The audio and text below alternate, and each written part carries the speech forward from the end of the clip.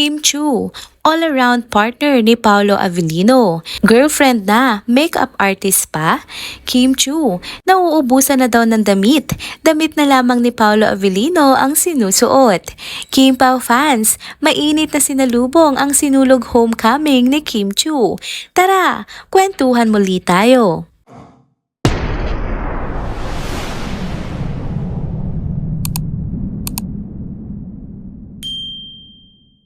Hello mga ka-trenders! Welcome back muli sa ating channel. Kung bago pa lamang kayo dito, huwag nang kalimutang mag-like, mag-subscribe at i-hit na rin ang bell notification para lagi kayong updated sa mga balitang trending at napapanahon. Happy Sunday muli mga ka-trenders! Narito na naman tayo para sa isa na namang nakakakilig na update patungkol sa paborito nating love team na Kim Pao. Kahit pa nasa kabila ng kanilang abalang schedule, hindi pa rin tayo binibigo ni na Kim Chu at Paolo Avellino sa pagbibigay ng kilig vibes na talaga namang nakakatuwa.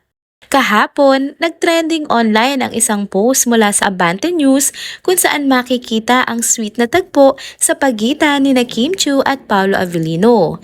Kuha nga ito sa naging Instagram story ni Miss Edith Fariñas na isa sa mga taga-production ng Asap Natin To at road manager ni Kim Chu. Ibinahagi niya ang isang candid na larawan kung saan busy na busy si Kim sa pag-aayos ng buhok at mukha ni Paolo. Aba, parang makeup artist lang, 'di ba?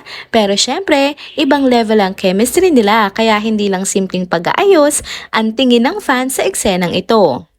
Sinabi pa nga ni Miss Edith sa kanyang caption ng kanyang IG story ay ito, "Browsing my photos and found this." Second job niya sa ASAP LA. Ang cute, 'di ba? Parang kahit saan dalhin, ready si Kim na maging all-around partner ni Paolo. At ito pa, hindi lang basta post ang naging resulta ng moment na iyon.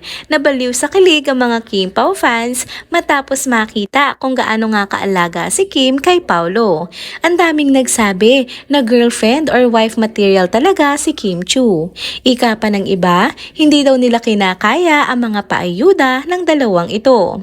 Pero teka, hindi pa tayo natatapos sa kilig ha?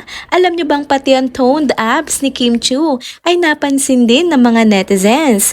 Aba, hindi lang pala si Paolo ang focus ha? Si Kim din, walang tapon sa pagiging fit and fabulous. Ang tanong tuloy ng ilan, paano kaya napigilan ni Paolo na hindi yakapin si Kim sa waist habang inaayusan siya nito? Ang saya nga lang ng comment section. May mga fans na gustong makakita pa ng mas maraming ganitong sweet na eksena sa susunod. Ang iba naman, hindi pa daw nakaka-move on sa Dubai trip ng dalawa tapos heto na naman, panibagong kilig overload mula sa kanila. Nakakatuwa din kung paano nga na-appreciate ng fans ang effort ni Kim sa pagiging maalaga.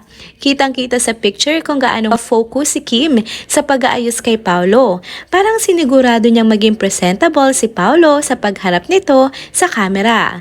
Talagang hindi na nakapagtataka kung bakit maraming nagsasabing girlfriend material si Kim. Hindi mo talaga maitatanggi sa bawat kilig moment ni na Kim at Paolo, mas lalo silang minamahal ng kanilang mga fans. Kaya abangan natin ang mga susunod pa nilang paandar. Sino bang hindi aasa na mas marami pang sweet na ganap mula sa dalawang ito, diba? Kaya stay tuned lang mga ka-trenders at sama-sama tayong mas kiligin pa. Next topic naman tayo, dumako pa din tayo sa nakakakilig na usapan patungkol sa tambalang Kim Chu at Paolo Avellino na talaga namang pinag-uusapan at pinagkakaguluhan pa rin online.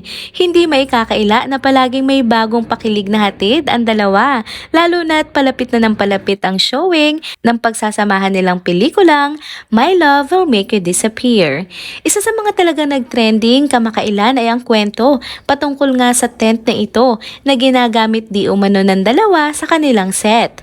Sa isang litrato na kumalat online, makikita ang mga pangalan ng kanilang mga karakter sa pelikula na nakadikit nga sa tent. Nakakatuwang isipin na sa laki ng tent na iyon, sabay pa rin silang nagpapahinga, kumakain at maging nag-aaral ng kanilang mga script.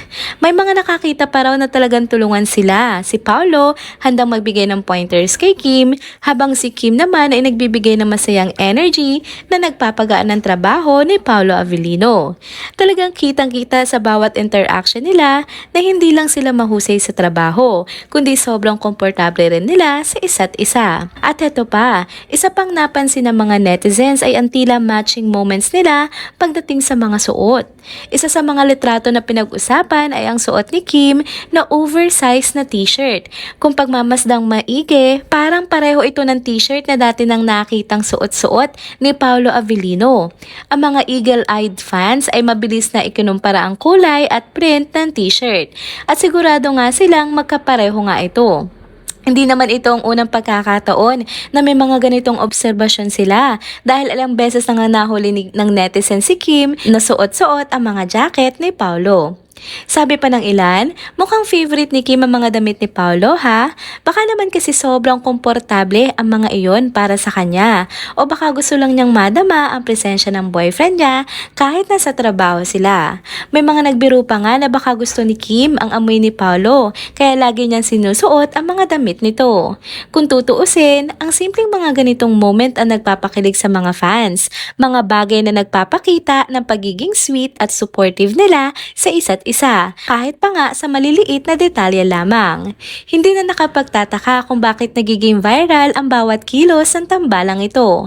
Mapa movie set man o simpleng moment sa likod ng kamera, talagang may kilig vibes na hatid sina Kim Chiu at Paolo Avellino. Kaya abangan pa natin kung ano pang mga susunod na pakilig ang ibibigay ng dalawa. Bago naman natin tapusin ang video update na ito, pag-usapan muna natin ang latest na ganap ni Kim Chiu ngayong araw. Super happy si Kim dahil nakauwi siya sa kanyang hometown na Cebu at naging bahagi pa ng selebrasyon ng Sinulog Festival 2025. Blooming na blooming ang kapamilya actress sa suot niyang all-white outfit habang nakasakay sa isang magarbong float. Habang kumakaway siya sa mga tao, ramdam na ramdam ang init ng pagtanggap ng mga Cebuano. Literal na dumagundong ang hiyawan mula sa mga tao sa gilid ng kalsada nang makita nga nila si Kim Chiu. Hindi maitatangging miss na miss din ng aktres ang kanyang hometown. Sa kanyang Instagram stories, nagpost si Kim ng isang video kung saan maririnig ang sigawan ng mga tao habang masaya siyang sumisigaw ng Viva Pete Senyor. Sinamahan niya ito ng caption na, "It feels good to be back home." Makikita rin sa mga videos at photos na sobrang saya ni Kim habang nililibot ang ruta ng parada. Puno ng energy ang aktres habang sinasalubong ang pagmamahal ng mga taga Cebu. Kitang-kita rin sa mukha niya ang pagiging proud bilang isang Cebuana na nakabalik para maging bahagi ng ganitong espesyal na okasyon. Bukod sa mga performances at floats, dagdag excitement nga ang presensya ni Kim na parang naging highlight na rin ang araw para sa maraming Cebuanos. Isa na namang memorable experience ito para kay Kim at para sa lahat ng mga nakisaya sa Sinulog ngayong taon. Talagang ibang klase ang Sinulog vibes, lalo na kung may mga paborito nating celebrities sa tulad ni Kim Chiu na nagbibigay saya at inspirasyon sa okasyon na ito. And there you have it mga ka-trenders! Dito na po muna nagtatapos ang ating isa na namang trending video update. Salamat sa inyong pagsubaybay at pagsama sa akin hanggang sa dulo ng video na ito. Pero bago kayo umalis, huwag niyo pong kalimutang mag-like, mag-comment, mag-subscribe at i-hit na rin ang bell notification para lagi kayong updated sa mga balitang trending at napapanahon. Kita-kits sa susunod na video. Paalam!